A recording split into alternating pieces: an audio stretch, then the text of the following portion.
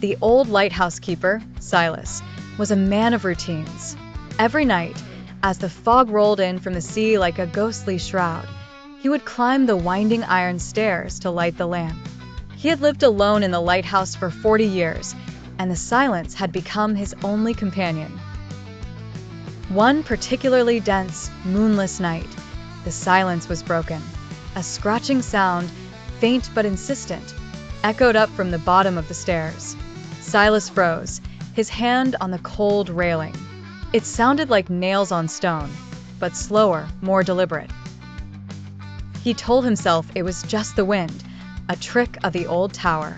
But the scratching grew louder, accompanied by a low, guttural whisper he couldn't quite make out. It was a voice that belonged to the deep sea, a sound of things that had been drowned and forgotten. The air grew heavy, thick with the smell of salt and decay. He crept down the stairs, his heart pounding against his ribs. The scratching stopped just as he reached the bottom. The heavy wooden door was still bolted from the inside. Nothing could have gotten in. He peered out the small, grimy window, but saw only the swirling fog. Silas turned back towards the stairs. That's when he saw them.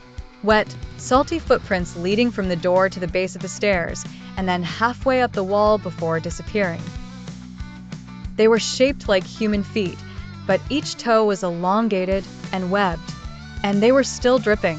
The whisper came again, this time from the lantern room at the top of the lighthouse. He didn't need to hear the words to know what it was saying. It was calling him up, inviting him to the very top of his tower. As he looked back at the door, he saw a single, dark eye pressed against the window, watching him. An eye that was cold and utterly without mercy.